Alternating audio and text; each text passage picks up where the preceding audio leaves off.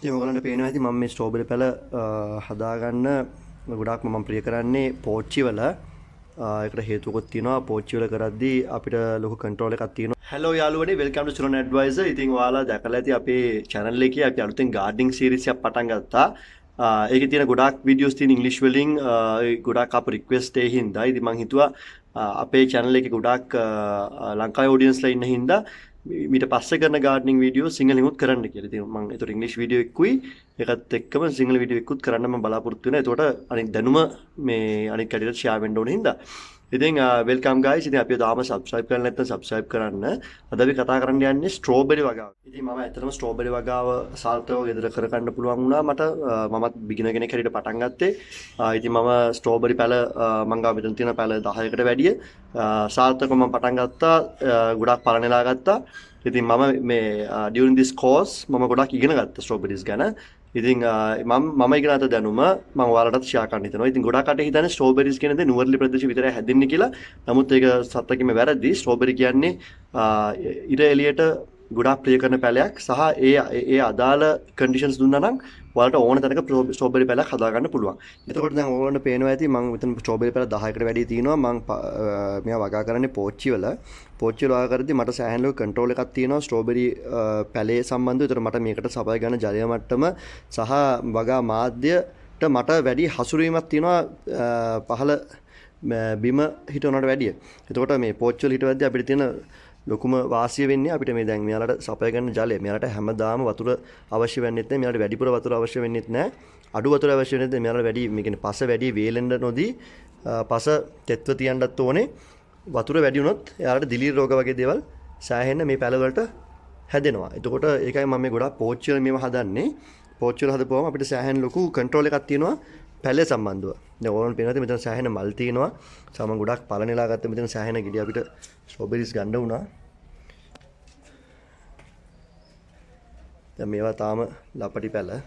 ඒතර ඔයාලා ස්ට්‍රෝබෙරි පැලක් හිටවද්දී ඔයාලා බීජ try කරනකොට මම ගොඩාක්ම recommend කරන්නේ පැලයක් මිලදී ගන්න කියන එකයි. බීජ තවන් කරන්න ගියාම අපිට සෑහෙන කල් යනවා. ස්ට්‍රෝබෙරි තවනක් හදනවා කියන්නේ සෑහෙන ලොකු දෙයක්. ඒ කියන්නේ මේ බීජ තවන් කරන්න ගියා නම් සති දෙකක් සති තුනක්වත් යනවා ඒ seedlings emerge වෙන්න. ඒ හින්දා හොඳම දේ එළියෙන් පැල ගන්න එක. ඒතර නුවරඑළිය හරි කොහේ හරි ස්ට්‍රෝබෙරි පැල තියෙන තැනකින් හරි යාළුවෙක්ගෙන් හරි දැන් ස්ට්‍රෝබෙරි පැල සෑහෙන රනර්ස් වලින් හැදෙනවා. ඒතකොට ඒ වගේ කෑල්ලක් අරගෙන ඔයාලට හිටවලනවත් කරගන්න පුළුවන්. ඒතකොට පැල හිටවපු ගම ඔයාලට අර ජම්ප් ස්ටාර්ට් එකක් හම්බ වෙනවා. ඒ කියන්නේ දැන් මේ බීජ දාලා තවන් කරලා හැදෙනවට වැඩිය ඔයාලට ඉක්මනින් පලන නෙලා ගන්න පුළුවන්. ඒතකොට ලංකාවේ හැදෙන ස්ට්‍රෝබෙරි වර්ග තියෙනවා සෑහෙන වර්ග 80කට වැඩි තියෙනවා.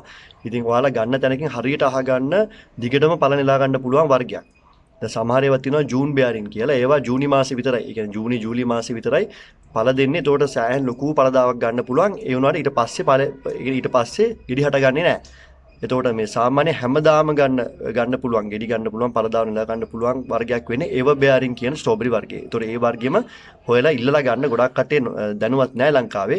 ඒ වුණාට ඔයාලා හරියට ඇව්වා නම් ඒ දැන් නුවරඑළිය වගේ තැනකට ගියා නම් හොඳ පැල ගන්න පුළුවන්. ඊට තව ප්‍රශ්නයක් තමයි ස්ට්‍රෝබෙරි වල මේ පැලේ හොඳට හැදෙනවා. ඒ වුණාට ගෙඩි හටගන්නේ නැහැ, මල් පිපෙන්නේ නැහැ කියන එක. එතනදී මම කියන්නේ මෙතන දැන් ස්ට්‍රෝබෙරි පැල සාමාන්‍ය මේ වගේ රනර්ස් මාර්ගෙන් තව දැන් මේකට කියන මදර් ප්ලාන්ට් කියලා, මව් පැලේ කියලා. එතකොට එයාලා සාමාන්‍ය මේ වගේ රනර්ස් මාර්ගයෙන් තව පැල මෙතනින් හට ගන්නවා. දැන් මේක සාමාන්‍ය මට ඕනෙම නම් මට පුළුවන් මෙතන පොඩි මොන හරි දැන් මේ පෝච්චි උනත් මෙතෙන්ට තියලා පස් වලට සම්බන්ධ කරපුවා මෙතනින් ආය පත්‍ර හට ගන්නවා. ඒතර ඊට පස්සේ මට මේක කපලා මේක වෙන තනි පැලයක් වගේ මට හදා ගන්න පුළුවන්. සාමාන්‍ය මෙහෙමයි කරන්නේ. දැන් ඕනෙම නම් මෙතන තව මේ දැන් මේ පෝච්චි දාන තව පෝච්චියක් ලං කරලා හරි නැත්නම් මේ පෝච්චිය හරි මට මේ පස් වලට මෙහෙම සම්බන්ධ කරලා මට උතෙන් තව පැලයක් හදා ගන්න පුළුවන්. මම මෙතන කැපුවම මෙතන අලුත් පැලයක් හට ගන්නවා. ඒ වුණාට දැන් මේ දැන් අපිට ඇත්තටම දැන් අපේ පර්පස් එක පැල වැඩි කරගන්න එකද නැත්නම් අපිට මේ පළදාව ගන්න ඕනද කියන එක තමයි මෙතන තියෙන ප්‍රශ්නේ. ඉතින් ගොඩක් අයට දැන් ගෙඩි හට ගන්න නැත්තේ ප්‍රශ්නේ. දැන් මේවා අපි මෙතනින් කඩා ගන්න ඕනේ. මෙහෙම කඩපුවාම ඊට පස්සේ පැලේ සම්පූර්ණ ශක්තිය යන්නේ මල් පිපෙන්නටයි ගෙඩි හට ගන්නටයි. ඒක මම මෙතනින් කඩා ගන්නෙ. ඒතර මේවට තමයි කියන්නේ රනර්ස් කියලා. මේවා කඩපු නැති වුණාම වෙන්නේ මෙතනින් තව පැල වලට යනවා. ඒතර පැලේ සම්පූර්ණ ශක්තිය යන්නේ අලුත් පැලයක් හට ගන්න මිසක් පළදාව මේ ගෙඩි හට ගන්නවත් බීජ මේවා කරන්නවත් නෙවෙයි. තව ප්‍රශ්නයක් තමයි මේවට ඉර එළිය අවශ්‍යද නැද්ද කියන එක. මේවට සාමාන්‍ය පැය 6කට සහ 8කට ආසන්න ඉර එළියක් අනිවාර්යෙන් අවශ්‍යයි. ගොඩක් කටේ ඒ දේ කරන්නේ නැහැ. ගොඩක් කටේ හිතන්නේ නූරලි ප්‍රදේශය විතරයි මේවා හැදෙන්නේ. එහෙ සීතල හින්දා කියලා. එහෙම දෙයක් නැහැ. මේවට සෑහෙන ඉර එළිය අවශ්‍යයි. ඒ වුණාට තද ඉර එළිය අවශ්‍ය නැහැ. එඳ හොඳම දේ පොලි හවුස් එක හරි නැත්නම් මේ වගේ මම නම් කරලා තියෙන්නේ ඉර එළිය වැඩි නොවදින තැනක මේවා හදලා තියෙන එක පෝච්චිය දාලා මම පොඩි මේ වගේ බෙන්ච් එකක් ගහලා තියෙන්නේ. ඒතර වැඩි ඉර එළිය එන්නේත් නැහැ. ඒ වුණාට කොළ පිච්චෙන්නේත් නැහැ. හැබැයි පැලයට අවශ්‍ය ඉර එළිය ලැබෙනවා. ඊට ස්ට්‍රෝබෙරි කියපුවාම නම හැදුනෙත් මේ ස්ට්‍රෝස් කියන එක. මේ පිදුරු හින්දා තමයි ස්ට්‍රෝබෙරි කියලා නමක් ආවේ. පිදුරු වලින් මතුවෙච්ච බෙරිස් කියන එක තමයි මේකේ තේරුම. එතකොට මේ ඇයි අපි පිදුරු දාන්නේ කියන එක ඔයාලට ප්‍රශ්නයක් එයි. මේ පිදුරු දාන්නේ මේවා වැඩි අවුව ප්‍රියමනාප කරන පැලයක් හින්දා වතුර තියාගන්න. අනිත් එක මේ ගෙඩි හට ගන්නකොට මේ ඒවා සාමාන්‍යයෙන් දැන් මෙතන දැන් ස්ට්‍රෝබෙරි මෙහෙම වැටෙනවා පල්ලයට. වැටිච්චාම මේවා පසත් එක්ක වැටුනම දිලි රෝග වලට සහ ගෙඩි කුණු වීම වගේ දේවල් වලට ලක් වෙනවා. ඒ හින්දා සාමාන්‍ය මේ වගේ ස්ට්‍රෝස් තිබ්බම පිදුරු තිබ්බම දැන් මේ ඔයාලට පේනවා ඇති මෙතන තියෙනවා මලක්. මේ මල ගෙඩියක් වෙලා මෙහෙම වැටුනම ස්ට්‍රෝස් වලට වැටෙන හින්දා මෙතන මොකුත් වෙන්නේ නැහැ ගෙඩියට. ගොඩක් අඩුයි හානිය. ඒ හින්දා ගොඩක් මේ වගේ පිදුරු දාලා මේවා හදන්නේ. අර මේකට අවශ්‍ය වෙන වගා මාධ්‍ය කුමක්ද කියලා. ඒතර මම පාවිච්චි කරලා තියෙන්නේ කොම්පෝස්ට්, කොහුබත් සහ වැලි.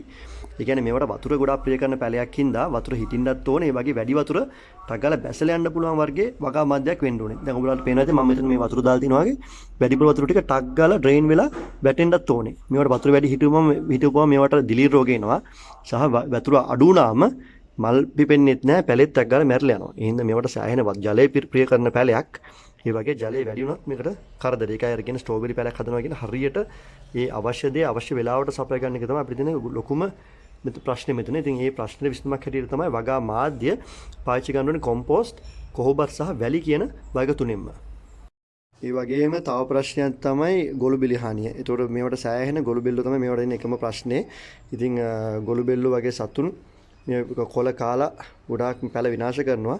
ඒකයි මම මේ වගේ බෙන්ච් එකක් ගහලා බෙන්ච් කුඩින් පෝච්චි තියලා හදලා තියෙන. ඒතර ඔයාලා බිම හිටවනවා නම් මේ ප්‍රශ්නේ එනවා. මටත් ඒ ප්‍රශ්නේ තිබ්බා. ඒකයි මම මේ පෝච්චි වලට මාරුනේ. ඉතින් ඒ වගේ දෙයක් පොඩක් කන්සිඩර් කරලා බලන්න. ඉතින් ගෙදර හදන පැලයක් ඉඳලා ඔයාලට පැල උපරිම ඕන පැල 10ක් වගේ අවශ්‍ය වෙන්නේ. ඒකට ඒවට වැඩි බිම හිටවගෙන පාත්ති හදාගෙන මේවා කරන්න වෙලාව නාස්ති කරන්න ඕනේ නැහැ. මේ වගේ පෝච්චි වල හිටව ගන්න පුළුවන් ලේසියෙන්.